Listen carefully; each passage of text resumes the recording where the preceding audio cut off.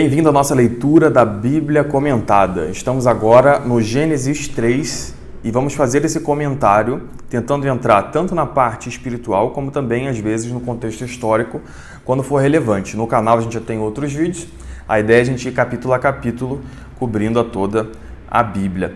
Esse foi um capítulo que foi difícil de gravar, é a terceira vez que eu estou tentando gravar. A primeira vez piscou um monte de luz, não ficou bom o vídeo. A segunda teve um problema no microfone, ficou só gravada a imagem. E agora eu estou tendo um outro local aqui, tentando fazer a gravação aí pela terceira vez nesse dia. Então desculpem se tiver algum barulho aqui de avião, a gente está próximo aqui ao aeroporto. Mas a ideia é a gente fazer a leitura mesmo assim, para não perder aí esse fim de semana. Capítulo 3 do Gênesis. A serpente era o mais astuto de todos os animais do campo que o Senhor Deus tinha formado. Ela disse à mulher: é verdade que Deus vos proibiu comer do fruto de toda árvore do jardim? Aqui a gente já tem uma coisa interessante a observar, que é que a serpente aqui a gente sabe que na verdade é o demônio que está falando com Eva. E ela já adota duas estratégias típicas que a gente vê no demônio quando ele faz as tentações até hoje comigo e com você. Você também passa por isso. Que é a primeira coisa, o demônio se vestir de uma coisa que é familiar para a gente. No caso aqui de Eva, a gente pode pensar, bem, mas a serpente não é uma coisa familiar, né? É um animal que a gente tem medo, inclusive, de nos causar algum dano. Mas não é o que acontece nesse caso aqui, porque no versículo anterior a gente vê Adão dando nome a todos os animais. Ele estava habituado com todos os animais ali. É uma realidade antes do pecado original, onde tudo funciona bem, onde a gente não tem essa tensão e desequilíbrio na natureza como a gente tem hoje. O homem era senhor da criação e mandava em todos ali. Ele conseguia realmente ter um controle absoluto sobre a criação. Então a serpente era um animal que era conhecido do ser humano. É uma forma ali do demônio se aproximar de Eva e conseguir conversar com ela.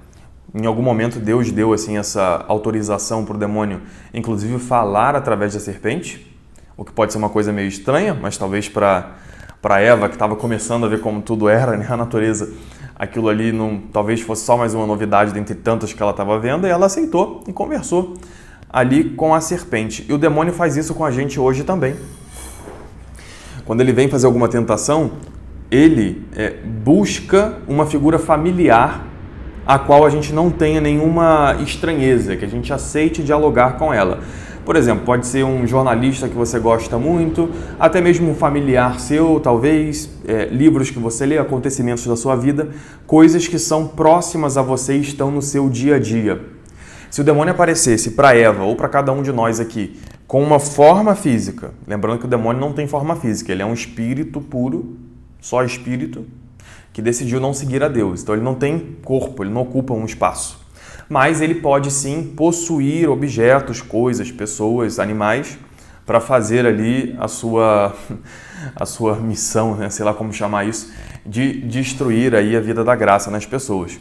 Se ele aparecesse, se o corpo que ele pegasse fosse de algum modo ali refletisse o que ele tem por dentro, a gente sairia correndo na hora, porque seria uma coisa horrorosa. A gente ia ver aquilo ali e dizer, nossa senhora, não é uma coisa que eu quero conversar, não quero perto de mim. Mas ele adota uma figura semelhante para ele conseguir se aproximar da gente sem a gente achar estranho. E depois ele faz a segunda tática, que é uma coisa muito comum numa tentação, que é o exagero e a mentira. Ele diz assim: é verdade que Deus vos proibiu comer do fruto de toda árvore do jardim? E se a gente ler aqui no capítulo 2, um pouquinho antes, né? No versículo 16, a gente tem Deus aqui falando com Adão: podes comer do fruto de todas as árvores do jardim, mas não comas do fruto da árvore da ciência do bem e do mal, porque no dia em que dela comeres, morrerás indubitavelmente. Mas o demônio ele já gosta de exagerar e ele já chega dizendo isso, né? Ah, é verdade que você não pode comer nenhuma árvore, sabe? Nenhum fruto de nenhuma árvore aqui do jardim. E é o que o demônio faz hoje com a gente também. Ele vem e diz, é verdade que você, cristão, não pode ter felicidade nesse mundo? Enquanto que é uma mentira, né? Porque o cristão é que é realmente feliz aqui nesse mundo. A gente tem essa graça de revelação de que as virtudes, a vida da virtude, a vida da graça nos traz a felicidade. Isso é uma coisa que Deus imprimiu no coração de todo ser humano.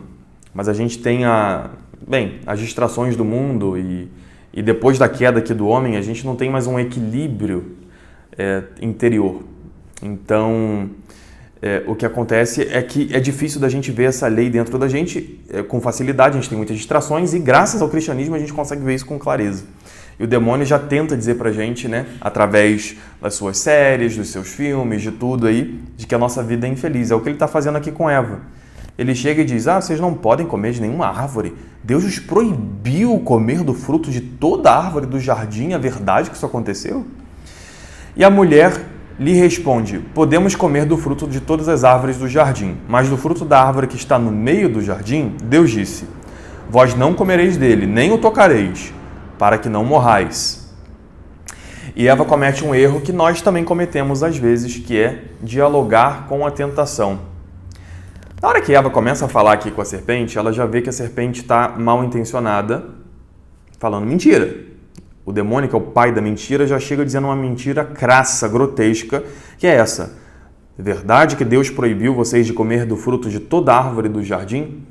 E, gente, isso é uma coisa que acontece muito hoje. A gente tem um monte de mentira por aí. Mentiras coletivas. Todo mundo sabe que é mentira e finge que acredita naquilo. Vou dar um exemplo. Divórcio, por exemplo. Todo mundo hoje diz, tá tudo bem, realmente você tem que ficar onde você está mais feliz, então vai, junta quando quer juntar, separa quando quer separar, tal. Todo mundo fica falando essas coisas e na prática todo mundo sabe que é mentira, que quando a gente está se juntando com uma pessoa, né, se unindo a uma pessoa, não que as pessoas tenham que juntar, né, o correto seria casar, inclusive, mas quando a gente procura uma pessoa para passar a vida com ela, a gente quer que passar a vida inteira com ela. Todo mundo sabe que é mentira, isso de que, tanto faz a hora que você junta, a hora que você separa. Os filhos, por exemplo, olha como os filhos sofrem depois de uma separação. Aquilo ali não é o ideal, ninguém quer uma coisa daquela. Se chegou a acontecer, ou é porque algo foi feito errado durante o casamento, ou o casamento foi errado. Todo mundo sabe disso, só que todo mundo finge que está tudo bem e que é normal uma separação. Isso não é normal, todo mundo sabe disso. E tem vários outros temas, vários outros campos da vida em que essas mentiras coletivas aí são propagadas. A gente precisa identificar essas mentiras e não dialogar com elas quando a gente vê que elas estão acontecendo. Por exemplo, a gente tem mais para frente, Jesus contou na parábola das pérolas aos porcos, que é o quê? Se a gente tem uma situação em que dá uma satisfação, dá uma resposta para essas pessoas que nos questionam, é jogar os nossos tesouros para ela e ela não vai fazer nada com aquilo, só vai usar aquilo para criticar a gente, para atacar a gente, às vezes é melhor nem dar resposta, nem se envolver com essa pessoa. É o que acontece aqui, o demônio está perguntando, está conversando aqui com Eva, não é porque ele está preocupado com ela, porque ele quer provar a Deus que a criação do homem é inútil, que o homem também vai se voltar contra ele porque ele quer a perdição de Adão e Eva. Ele já chega falando uma mentira. Então a gente também tem que reconhecer essas pessoas que vêm só falando uma mentira, e às vezes elas são muito mais inteligentes do que a gente, por exemplo, aqui no caso do demônio, muito mais inteligente do que qualquer um de nós. E não dialogar com eles, não jogar nossas pérolas para eles, porque eles calcam as pedras com as suas patas e depois nos devoram, vão para cima da gente. Ela comete esse erro e conversa. Jesus, por exemplo, quando está conversando com Pilatos, tem algumas perguntas que ele não responde a Pilatos, porque ele sabe que nem adianta falar nada, que aquele homem ali já está resoluto em manter a fama dele acima de fazer o que é certo e errado. Então ele não fala. Nós também, em algumas situações, não precisamos nem dar satisfação para pessoas que querem apenas calcar as nossas pérolas e atacar a gente. Senão o que vai acontecer com a gente é o que acontece com Eva aqui. Ela conversa e o demônio responde assim para ela. Não, tornou a serpente, vós não morrereis, mas Deus sabe bem que no dia em que dele comerdes, vossos olhos se abrirão e sereis como deuses, conhecedores do bem e do mal. Gente, Deus criou toda a criação, né? Fez o Jardim do Éden, botou o homem aqui dentro. E o demônio fala com um tom aqui, como se Deus fosse... eu vou enganar o Adão e Eva aqui, deixar eles aqui dentro, eles não podem saber que tem essa árvore do conhecimento do bem e do mal. Nossa, melhor eles nem saberem disso, se eles pegarem isso, vão ser que nem eu. Isso é razoável? É uma loucura. Mas Eva, que já está dialogando com a serpente sabe qual é a dificuldade de cada pessoa. O demônio observa as nossas ações e sabe por onde atacar. A gente, às vezes, né, quando convive com uma pessoa, sabe como convencê-la de fazer algo, qual é o ponto fraco, qual é o argumento que mais funciona. Vocês imaginem o demônio, que é milhões de vezes mais inteligente do que o ser humano mais inteligente. E ele vem e fala uma série de absurdos aqui para eles, né? Que vossos olhos se abrirão, sereis como deuses, conhecedores do bem e do mal. Ou seja, você vai falar o que é certo e errado para você, você não vai depender de Deus. E é o que o demônio mesmo fez, né? Ele também passou por um teste antes de ver a Deus face a face. E ele decidiu não seguir a Deus. Ele decidiu dizer o que é bom, o que é certo e errado para ele. Ele, com o seu ser, que depende completamente de Deus, tenta sair de Deus. Fala, não, eu sou muito bonito sou muito perfeito para precisar me curvar a outro ser, que na verdade é o criador dele. Isso é uma coisa absurda, porque ele é separado de Deus, mas precisa de Deus para mantê-lo na existência. A mulher que conversou com a serpente, mesmo vendo que ela já vinha aqui desde o início contando mentiras para ela, vendo que o fruto da árvore era bom para comer, de agradável aspecto e muito apropriado para abrir a inteligência, para ficar esperta, para ser sábia, né? Tomou dele, comeu e o apresentou também ao seu marido, que comeu igualmente. Então a mulher, ela procura isso, né? Ela vê primeiro que, olha como esse negócio é agradável, ela vai pensando no que a serpente falou. Se ela não tivesse dialogado com a serpente desde o início, isso aqui não teria acontecido. E o seu marido, né, o homem, também entrou com ela nesse pecado. Os dois aqui cometem o pecado. Então seus olhos abriram-se. E vendo que estavam nus, tomaram folhas de figueira, ligaram-nas e fizeram tangas para si. A Bíblia começa aqui a usar uma linguagem um pouco irônica, inclusive. O demônio, ele prometeu que se eles comessem da árvore, que está no meio do jardim, do fruto da árvore, a primeira coisa que aconteceria seria, vós não morrereis, Deus bem sabe que no dia em que dele comerdes, vossos olhos se abrirão. Então a Bíblia fala, comeram fruto? Seus olhos se abriram. E o que eles veem quando os olhos se abrem? Que estavam nus. O que isso quer dizer? Antes do pecado original, o que acontecia é que o homem tinha sua visão muito bem ordenada, seus sentimentos, seu entendimento, e tudo era focado em agradar a Deus. Ele via a beleza de Deus, via a beleza da criação, né, que provinha de Deus. Ele tinha esse amor, ele conseguia ordenar bem as coisas. E agora, de repente... ele também, né, quando Eva sai da costela dele, ele olhava para Eva, olho no olho, né, realmente era uma carne da sua carne, era uma filha de Deus também. Agora que ele come do fruto dessa árvore, né, que ele decide dizer o que é bom, o que é certo, o que é errado para ele, e não quer mais ouvir a Deus, um e outro passam a se olhar como objetos. Agora eles caíram no egoísmo. E, de repente, com essa toda desordem que começa a acontecer dentro deles e que depois vai afetar toda a criação, como a gente vai ver mais à frente aqui, toda essa desordem impede que eles consigam se ver mantendo o respeito de filho de Deus, dignidade de ser humano. Agora, o olhar para as partes íntimas de outro ser humano sempre vai estar carregado de uma objetificação desse outro ser humano. E por isso eles precisam se cobrir, senão o outro vai atacá-lo, vai abusar dele até com a visão, né? E eles precisam já se cobrir, é um início disso. E, gente, isso é abrir os olhos? Pelo contrário, né? Isso é a confusão mental, é o problema do problema. Antes é que eles tinham realmente a visão aberta. Então, aqui a Bíblia faz até um jogo aqui com as palavras e diz, eles queriam abrir os olhos, então se abriram os olhos para tudo, não para aquilo que realmente era necessário. E eis que ouviram o barulho dos passos do Senhor Deus, que passeava no jardim, à hora da brisa da tarde. O homem e sua mulher esconderam-se da face do Senhor Deus no meio das árvores do jardim. E quantas vezes eu e você não fazemos isso também? A gente, na nossa besteira, cai no papinho aí do demônio, conversa com ele, achando que a gente vai poder convencê-lo de outra coisa, é convencido por ele, como é natural, cai, e depois que a gente cai, em vez de sair correndo de volta para Deus, para pedir ajuda para ele, para a gente se regenerar, a gente corre para as árvores do jardim, para as criaturas. Eu tenho um problema que eu preciso resolver e eu corro. Não, vou ver um filme, vou dar uma corrida, vou para a academia, vou fazer coisas do trabalho. A gente foge, vou comer um sorvete, sei lá. A gente foge para coisas do mundo, achando que elas vão nos esconder da realidade que é que a gente ofendeu a Deus e a gente precisa se reconciliar para Ele para realmente ser felizes. Mas o Senhor Deus chamou o homem e perguntou-lhe: onde estás? Não é porque ele não sabe onde o homem está. É igual quando uma criança faz alguma besteira, né? E se esconde atrás da cortina, embaixo da mesa. A gente pergunta: onde está o fulaninho? Tal. É claro que a gente sabe onde ele está. Deus fazendo isso aqui, ele está chamando o homem para voltar para ele. Você está no meio das árvores do jardim, tentando esquecer do problema que é real e que está aí te incomodando e que vai trazer males para você. Vem para mim. Vem até mim para resolver esse problema.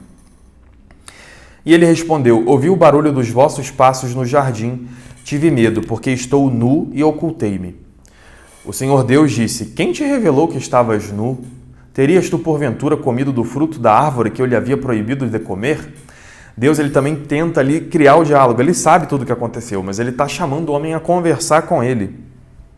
O homem respondeu: a mulher que puseste do meu lado apresentou-me deste fruto e eu comi. Olha só que interessante aqui a resposta de Adão.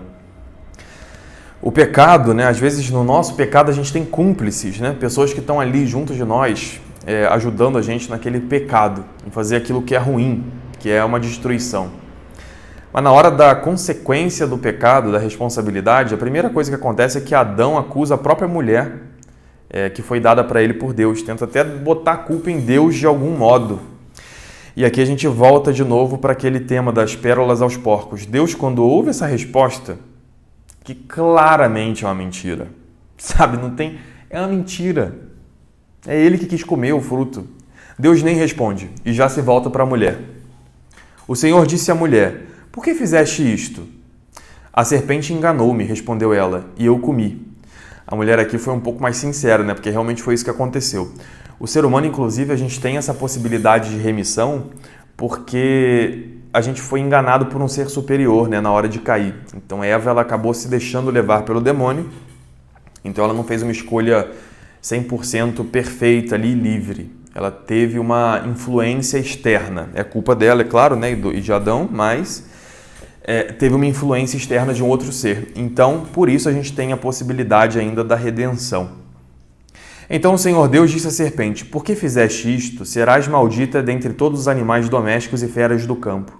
Andarás de rastros sobre o teu ventre e comerás o pó todos os dias de tua vida. Aqui, Deus está fazendo aqui um discurso para o demônio, na verdade, né? E é usado aqui como analogia a figura da serpente, né? A forma como ela anda. Primeiro, o demônio, que era... A gente vê logo aqui no início do capítulo 3, né? A serpente era o mais astuto de todos os animais do campo. Então era a melhor criatura de todas. Agora, de repente, Deus diz: serás maldita dentre todos os animais domésticos e feras do campo. Então, Lúcifer, né, que era o maior de todos, agora é o pior de todos.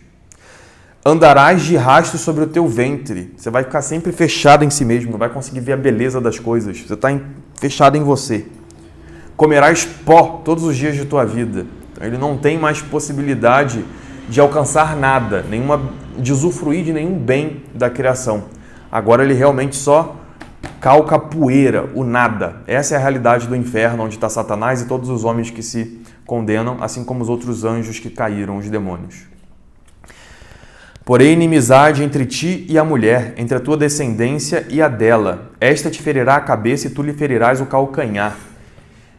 Os filhos aqui de Eva, então, que vão cair por causa dessa influência do demônio, vão ter uma inimizade forte com a descendência do demônio, ou seja, aqueles que fazem o mal, os filhos das trevas, aqueles que falam mentiras, que acreditam em mentiras. E é legal que a palavra usada aqui, né, a mulher, a gente vai ter essa palavra sendo repetida depois mais à frente na Bíblia, por exemplo, no Evangelho, né, quando Jesus está na cruz, o Evangelho de São João, a gente tem a frase de que estava a mãe de Jesus, Maria, de pé, junto à cruz com seu filho. E a gente tem a árvore da cruz, né? Essa madeira, esse lenho, que é a cruz. Jesus ali sendo obediente junto a Maria ao seu lado. O sim de Maria para o anjo Gabriel, para que o Espírito Santo fizesse com que ela concebesse ali a Jesus. Levou depois a Jesus dizendo sim na cruz, deu origem à ressurreição, à vida eterna. Aqui a gente tem o contrário. O não de Eva, que trouxe a Adão e fez também com que ele dissesse não. Ele também livremente disse não. Na árvore do conhecimento do bem e do mal, trouxe para a gente o quê? A morte. Adão e Eva, na árvore do conhecimento do bem e do mal, são influenciados pela serpente para fazer o mal, para desobedecer a Deus. Jesus e Maria, na árvore da cruz, se sacrificam a si mesmos para obedecer a Deus, sob inspiração do Espírito Santo. Então é uma coisa completamente diferente aqui. E no fim a gente vai ter a mulher no Apocalipse também dando luz aí a seus filhos, que são os filhos da igreja.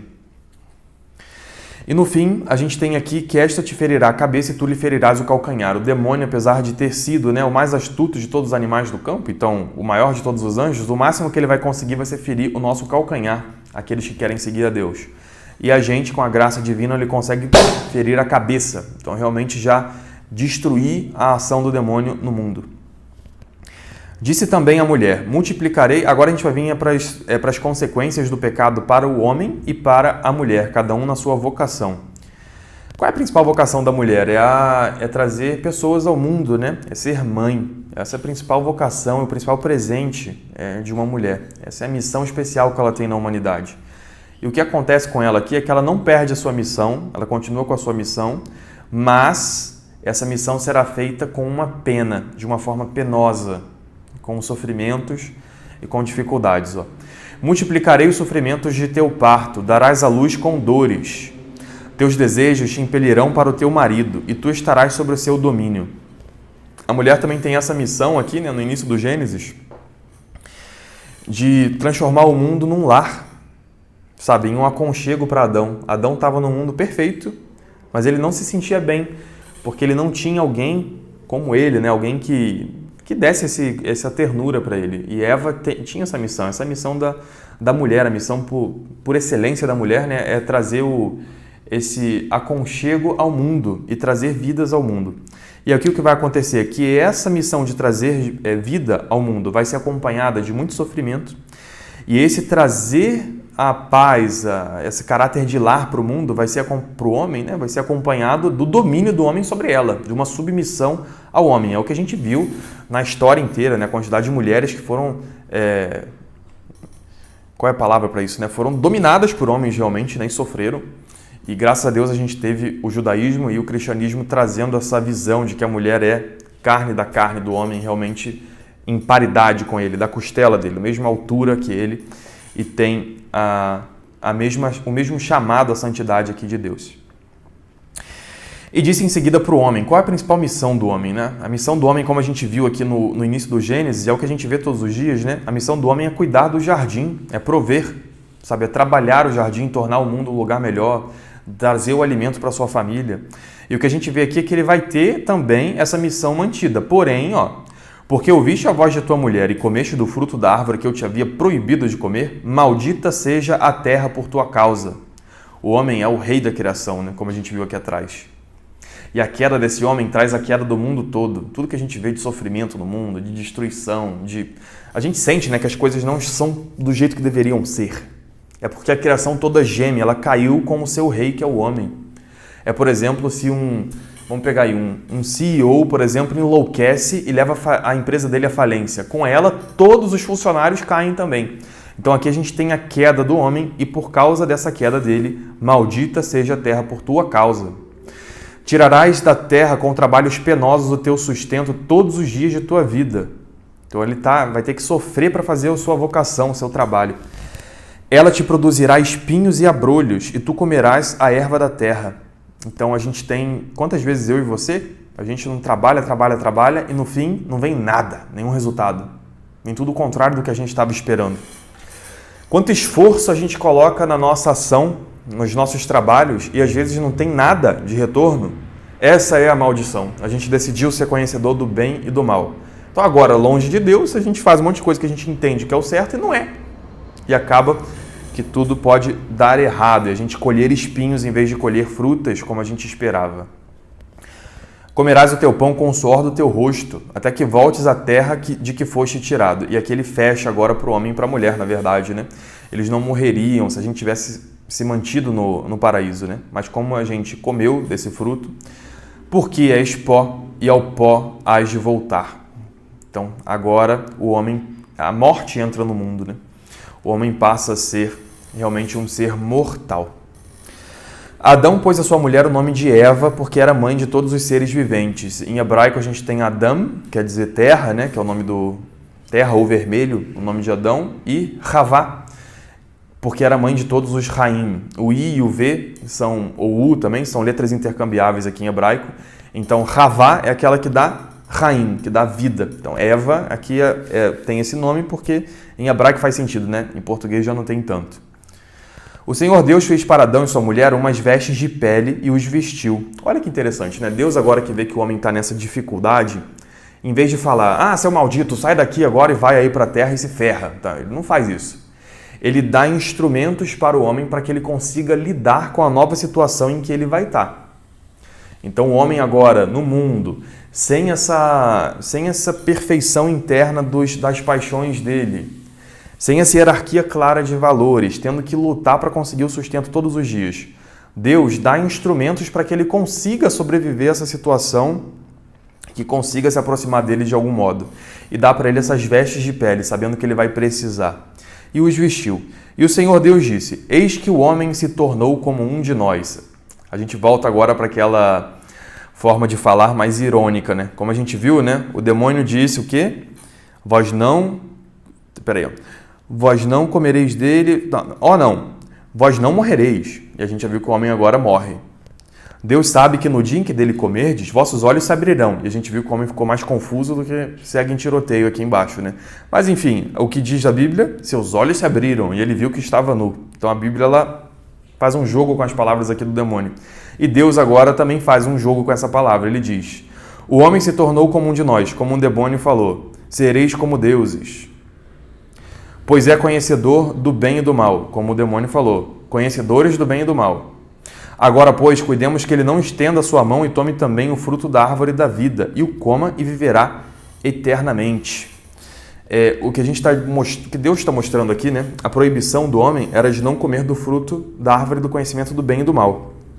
Não era da árvore da vida, né? E, na verdade, a gente vê que ela vai trocando ali a narrativa e parece que é a mesma coisa. Por quê? Porque, na verdade, as duas árvores aqui dão para o homem o quê? A vida eterna, o conhecimento perfeito, ou seja, a vida em Deus. A árvore da vida é uma fruta que Deus dá para a gente de bom grado. Se a gente chegar lá no Apocalipse, a gente vai ter, ao vencedor darei de comer o fruto da árvore da vida. Mas a árvore do conhecimento do bem e do mal é outra forma de tentar se aproximar de Deus, né? Da divindade, vamos dizer assim, da vida divina. Que é, eu digo que é bom e ruim para mim, é o caminho da soberba. Enquanto que o caminho da humildade é o caminho da árvore da vida, que Deus aqui agora tira do acesso do ser humano, porque o próprio ser humano acabou causando a sua expulsão aqui do paraíso. O Senhor Deus expulsou-os do jardim do Éden, para que cultivassem a terra de onde os havia tirado. E os expulsou, e colocou ao oriente do jardim do Éden querubins armados de uma espada flamejante, para guardar o caminho da árvore da vida. Não é que o homem tivesse possibilidade de comer do fruto da árvore da vida. O que está sendo dito aqui é que agora não há mais como a gente chegar à árvore da vida por nossas próprias forças. A gente saiu de lá de dentro do jardim do Éden por nossa culpa, mas a gente não tem o poder de voltar. A gente escolheu o caminho do conhecimento do bem e do mal. A gente conhece o que é bom e o que é ruim. Eu digo agora para mim o que é o melhor para mim ou não. O homem escolheu esse caminho. E para voltar para dentro do jardim, para comer do fruto da árvore da vida, não é pela violência, não é passando pelo querubim, mas é agora pela redenção de Cristo que a gente vai ver em outros livros, outros capítulos aqui mais à frente.